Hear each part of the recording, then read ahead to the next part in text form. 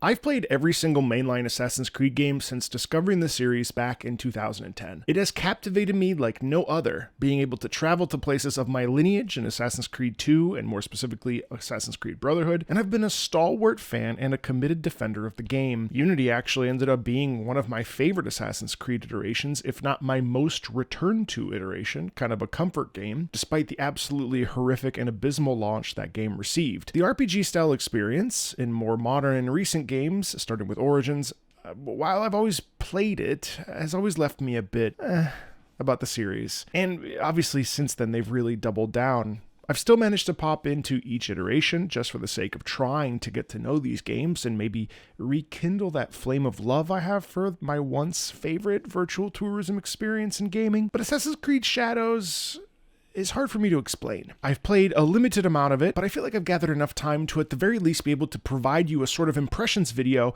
talk about the music, talk about the gameplay, talk about the experience of being an Assassin's Creed mega fan. And at the end of this video, I'd like to break down this new game's iteration of Ezio's family. Look, I appreciate the graphical fidelity, the way that the characters move, the visual look of Japan that Ubisoft has created. It's beautiful, stunning, crisp. The movement feels good. The combat feels good too. There have been plenty of moments that I've felt cool or sneaky or badass. However, I'm just not sure that this game is for me as a longtime Assassin's Creed fan. Granted, older AC titles also had health bars, and arguably the combat was definitely worse with, after all, it was just a menial back and forth parry and attack rotation system. This game is much crisper than that. It's much cleaner than that. It's leaps and bounds better than what we used to have. There's something about stabbing and slashing with a katana and having your enemy not die promptly, though, that really bothers me. Assassin's Creed Shadows is a game. It very much is a game. We're not getting a simulator experience, and it's never been that way, really.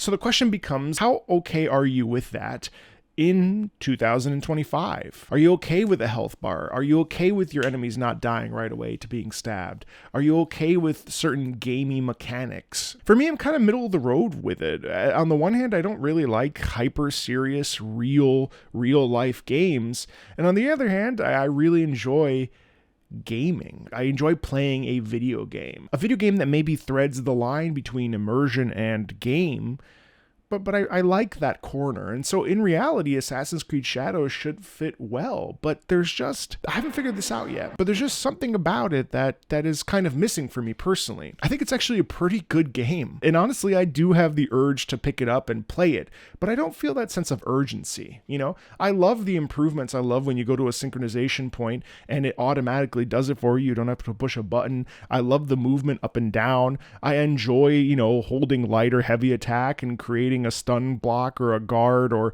knocking the enemy off kilter.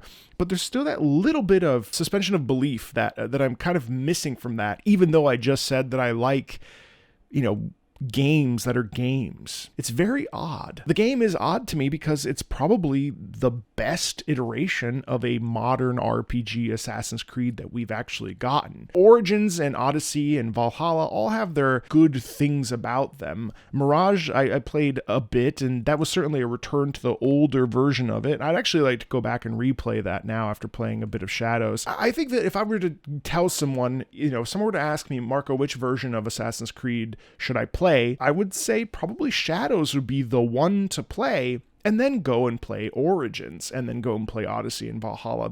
Odyssey and Valhalla feel kind of different to me compared to Origins and Shadows especially. But I would still probably point them in the direction of the originals, Assassin's Creed 2 and Brotherhood and Revelations, even though those games are a certain amount of years old. I've played them recently. They actually hold up insanely well, but they're very much products of their time. They're very much video games. Shadows is great. I mean, Shadows is a good game.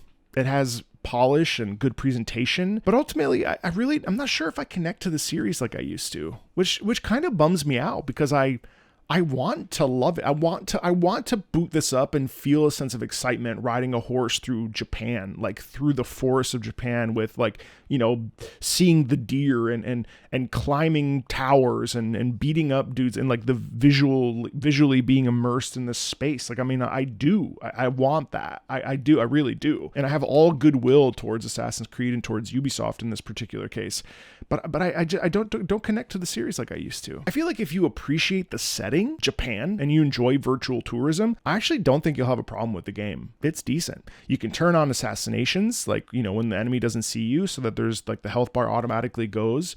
I love that. That's fine. I got no problem with that. I've seen discussions about playing it on certain difficulties. Personally, I enjoyed playing it on easy because the enemies died faster. They're also a little bit more stupid, so it's kind of like a trade-off. I don't love level gating, where it's like the enemies are more difficult in this area. They're level 20. Like that really kind of ruins.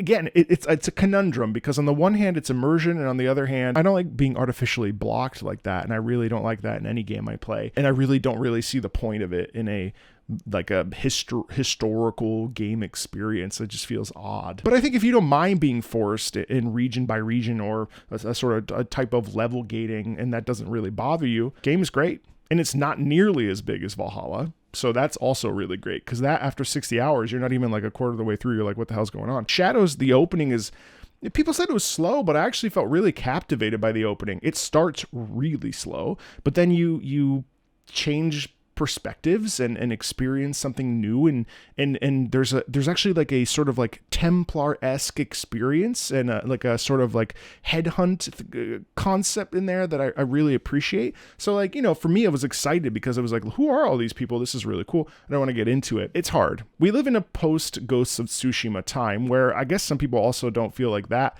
really was that meaningful of an experience, but like Ghosts of Tsushima for me was like prime time game meets reality in a big way. I think Shadows has its merits, and while I think my preference is, I think, Ghost of Tsushima, I think Shadows is a really good Assassin's Creed entry, and it's a really decent samurai style experience where if you're craving something like a Ghost of Tsushima, and Rise of Ronin maybe is not graphically impressive, or you're not into like hard combat or whatever, Ubisoft did a good job here. It threads the needle really well. I don't think it's a bad game. I don't even think it's mid. I think like if you're into that style of game, this RPG style Assassin's Creed, you're going to be really happy. But yeah, musically, it's been interesting too, because now this is a music channel. If you don't know, I'm a former opera singer. I love talking about music from an emotional perspective. I think musically, it's interesting. Like, it's dialed back, but the music really, really works, especially in the opening couple hours. There's a couple different things that happen musically that actually surprise me. This gorgeous. Actually, I'm not going to spoil it, but there's some really, really like surprise, almost like this Wild West meets Japanese thing. And then at one point there's a bit of the combat music kind of dials into this sort of EDM-y shamisen, you know, sound quality that I think is kind of fun, if not a little bit jarring. Like, why are we including hip hop in this?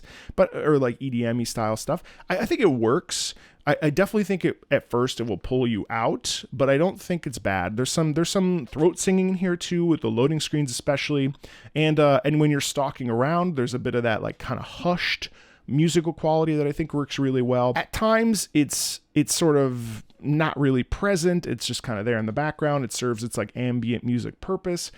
But like, it doesn't really necessarily lift those the sort of overworld experience. Kind of it keeps itself dialed down. But then on the flip side, the moments that it needs to show up musically, it really does. And especially in the beginning, that's what I'm talking about specifically. I think it really like adds nice layers of contour and color to the world experience. It adds a bursts of flavor to what could have, been generic. And I don't think it's generic. I don't. Let's check out Ezio's Family together. And I'll break it down a little bit, but more than anything, let's just listen to the Shadows version.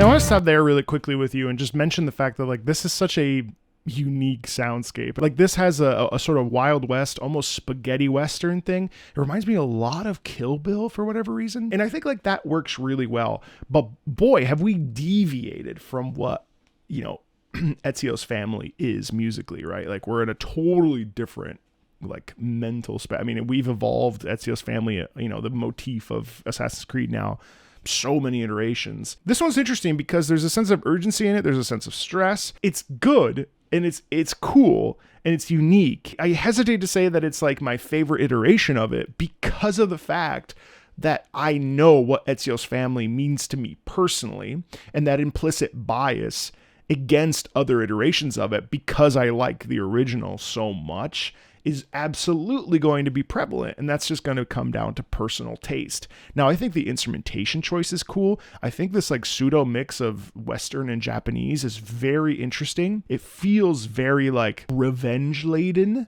and it feels very gritty.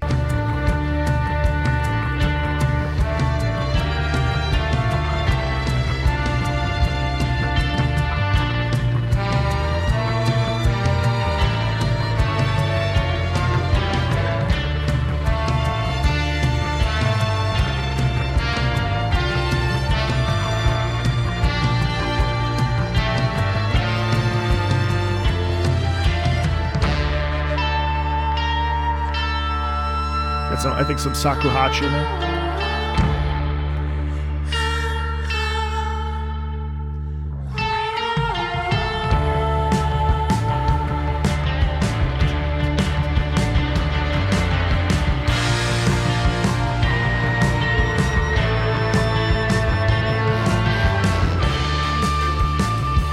Some really nice brass in the background.